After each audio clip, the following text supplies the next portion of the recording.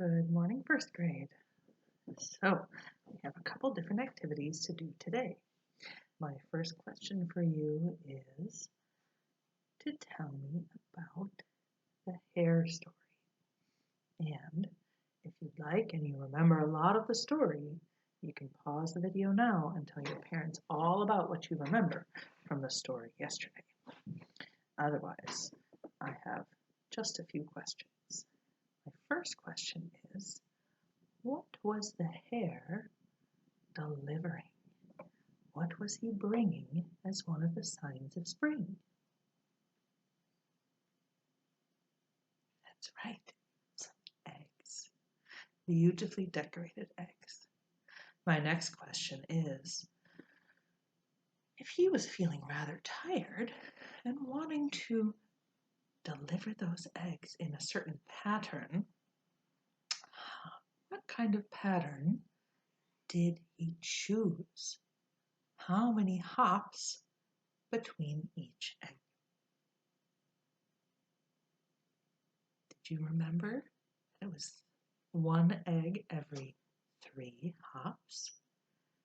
And then, how many people were in that family that he needed to bring eggs for each one? If you said 12, you were right. So that rabbit needed to bring and deliver 12 eggs, and he left one egg every 3 hops. So how high did he count up to as he was counting his hops to deliver all 12 of those eggs? Do you remember? 36. So today in our drawing from this story, we're going to show that spring hare's hops. And then I want you to do some egg decorating, which you might have done last week. So I bet you got lots of good ideas. But we will start with our hare.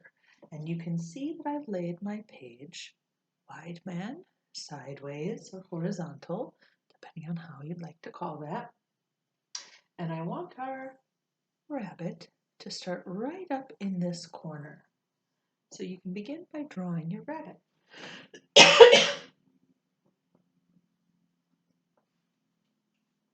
I want to make mine brown, but you may draw yours the color of a rabbit that you choose. Mostly I've seen brown rabbits hopping in my yard, but perhaps you have been lucky enough to see a rabbit of another color.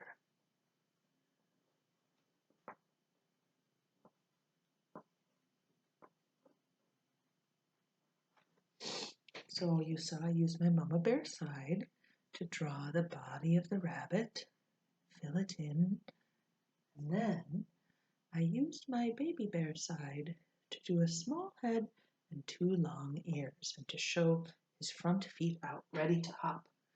Now, next, we're going to take our red stick crayon to show his hops.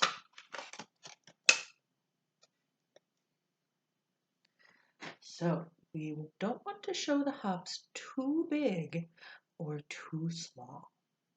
So we'll make them kind of a medium size. Remember, we need to fit 12 eggs on this page.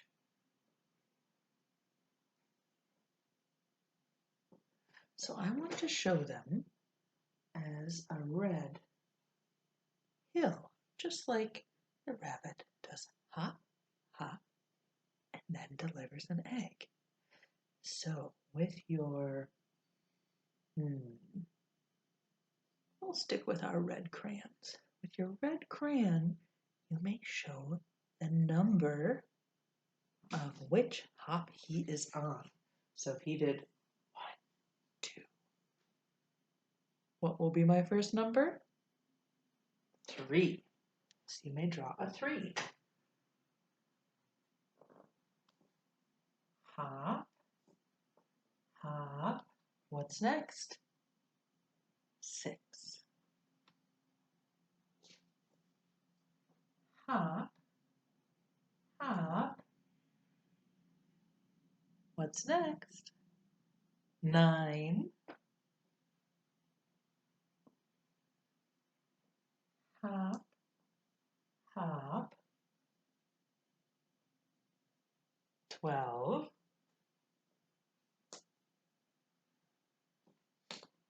hop, hop, 15,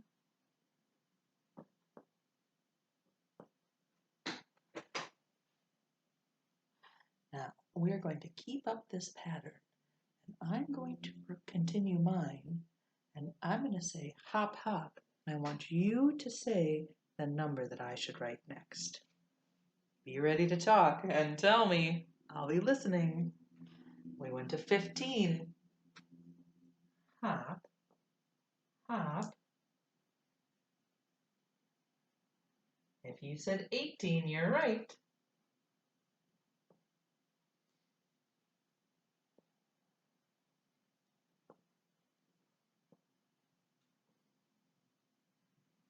After 18 comes 21, and then 24.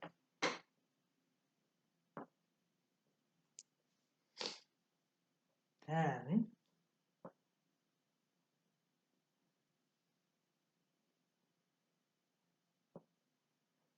did you say 27? That was right. And then his 10th hop lands him on what number? The 30. How many left?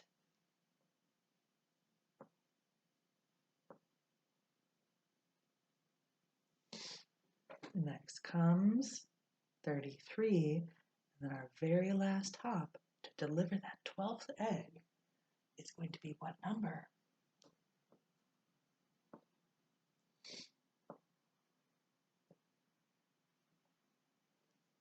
If you said 36, you were very correct. Now, we have a page with lots of red and not much else. So, with this page, you may draw an egg at each number. You can either draw it above the number or below it. But you may notice if you have your 36 close to the bottom of your page like me, you won't have much room below it. But you could draw next to it if you'd like. So, you can choose which colors you'd like to make your eggs. I'm going to just do one as an example. I'm going to draw it above my 3. And this one's going to be a green egg. I'm going to draw a purple flower on it.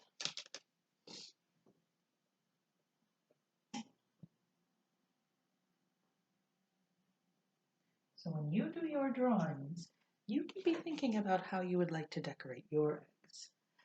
Perhaps they have polka dots, perhaps they have stripes, perhaps they have zigzags. You may choose how to decorate those eggs. And at the very end, if you have some space after his last hops, you can show him hopping his way home, or you can show something else from spring that he noticed. Perhaps a nest with some eggs in it. So, enjoy doing this drawing. When you've finished completely and you have all your numbers and your eggs, if you would like to put a very, very pale green grassy background, you could. Just like this. And then I would probably add just a few pieces of grass around the rabbit because he likes to keep quite unseen. So he would be crouching down in the long grasses. After you have done your drawing of the spring hare, and I will give a picture of this up close so you can see it. I'll show it. Here you go. There's the hare. There's one egg going all the way up to 36. Now, one thing you can do if you'd really like to make those numbers stand out strongly, you can choose one of your colors that goes well with red. Perhaps your purple or your orange. And you can just carefully go over the number with that color to make it stronger. If I went over my 3 and my 6, it makes them glow just a little bit and stand out stronger than the hops of the rabbit. Now, we have a few other tasks for today. Our next one is to put our family in our books, filling up our very last vowel house. It's been waiting for some words in there, so we are ready to add the words. And the first ones I'm going to add are gum and bus. How do you think gum is spelled? You know there's a U in the middle. The beginning is a G, G, and the end is an M.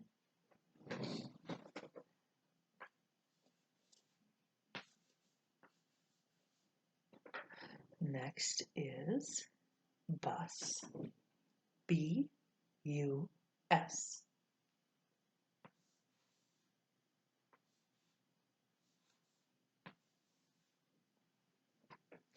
Then comes bun and butt, our memory word. Many of you noticed that butt is the CVC word, one of our special words, and we can add that right to the list. So a couple B words in our family. B-U-N and B-U-T.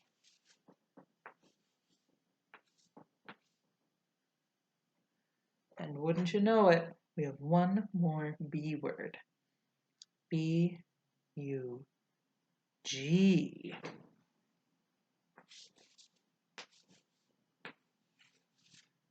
And that G means that we have written bug. Then we have 2 more words to add after. C-U-T and P-U-P. As I'm writing them, you think about what those words might say.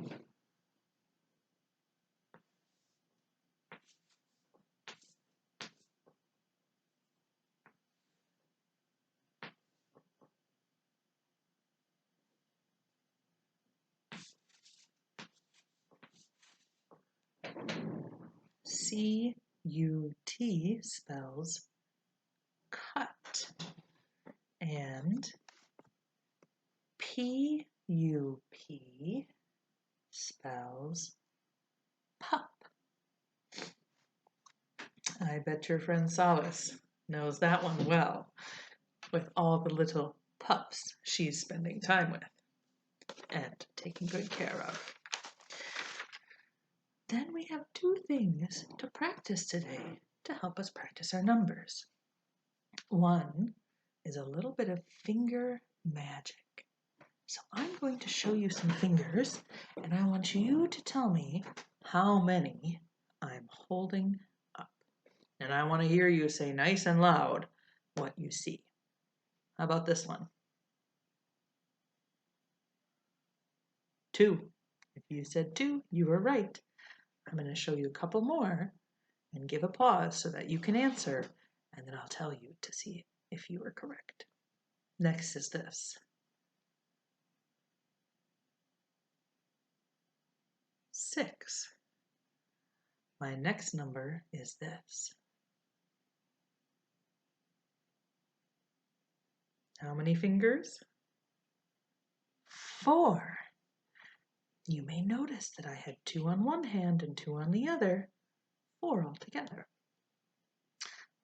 What if I do this? I don't even think I can keep that one down. I'll fold this one in. How many? 9. How many now?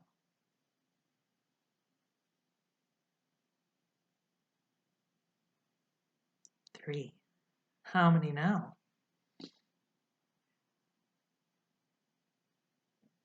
7. How many now?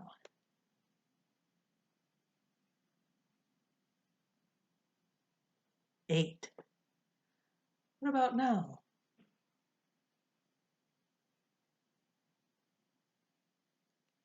That's 8 too. How about this?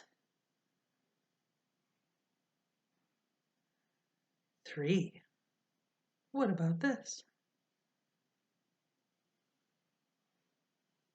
Oh, I did that one already.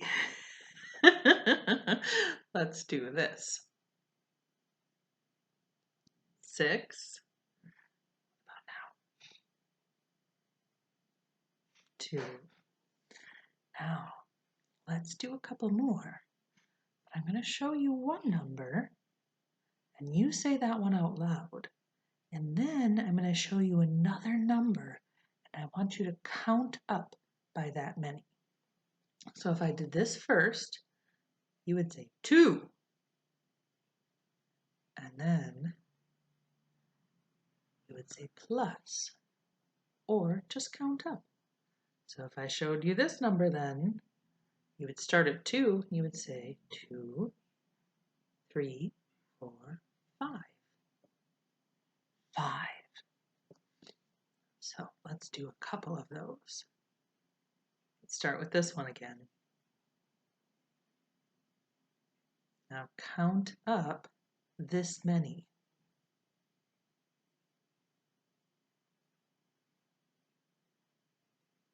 And where did you land? If you answered 7, you were right. 2 and 5 more make 7. Let's start here. Now count up this many more.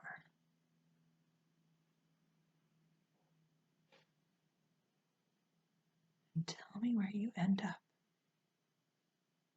If you started at 5 and counted up 7 more, you would end up at 12.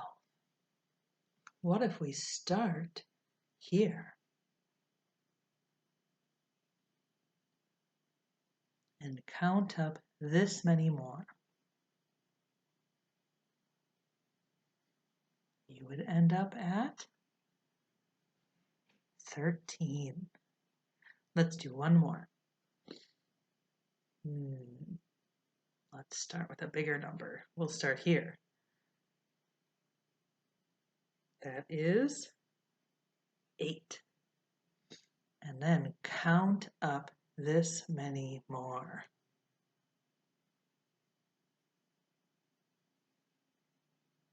Where will you end up? Did you get 17? Because that's where you would. 8 and 9 more counts up to 17. So have some fun with those. And if you enjoyed it, have your parents do a couple more with you and see how quick you can get those. 2 more things. There's another game to play, and it's called Handfuls. And what you're going to do this game is on a sheet of paper, put your hand and then trace your hand on the sheet of paper. And then do another one right next to it. So that on your paper are 2 hands next to each other. Now, you'll need to find some small things.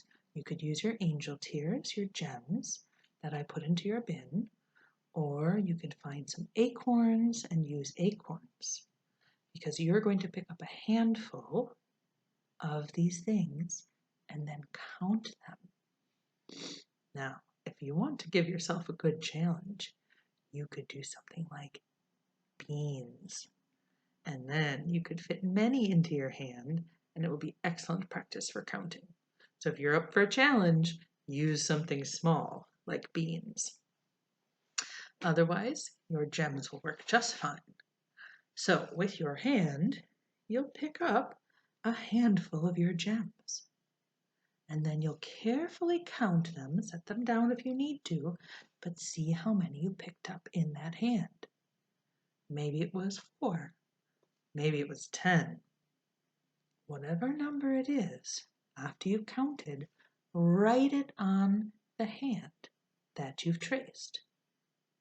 Then pick up another handful and see how many are on that hand. And then write that number on your other hand that you've drawn. So one might say 10 and one might say 11, depending on how many things were in your handful. And then your last task with this is to figure out which one is bigger. Which one is more? So you think about those two numbers and you think about which one is a bigger number. And then you can circle it or decorate it or show however you'd like to which one is biggest. And then do that several times. I want to see a couple different sets of hands. And if you're having trouble fitting your hands more than maybe 4 on a sheet of paper, you could find some great big paper. You could do chalk on the driveway. Lots of ways to practice this handfuls. And then figure out which hand had more in it. Now our very last test today, besides our new memory word, which is a G and then an O, is to do a drawing for activities today.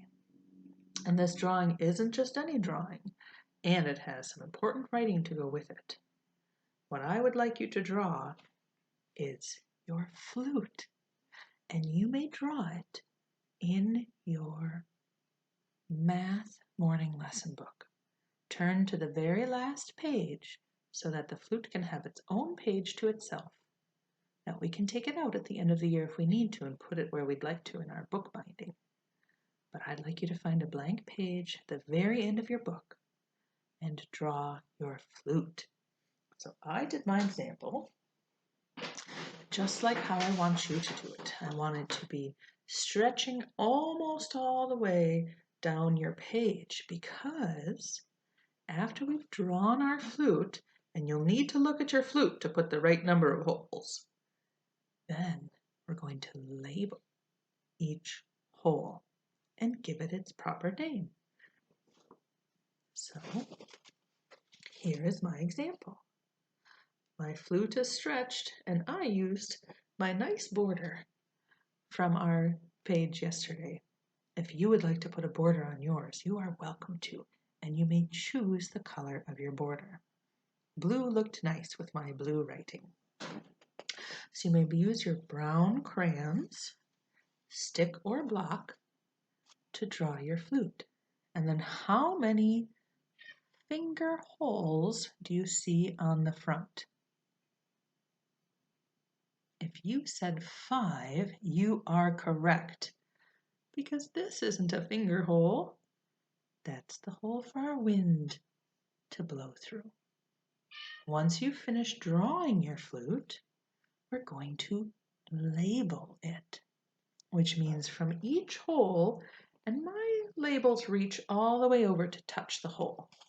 Your labels can touch the hole, or they can be just right next to it near the hole. And we'll put the names of each one of our nests, the birds that come to land in our nests. Now, if you'll notice this, it's not touching the hole. Why is that? Because that's our little baby dove on the back of the flute. So you need to show that there's another hole back behind there called baby dove. Then we have bluebird, albatross, goose, eagle, and then daddy dove down at the bottom, our deepest of the notes. So enjoy that work today. Lots of drawing. So have fun, and I will see you next time.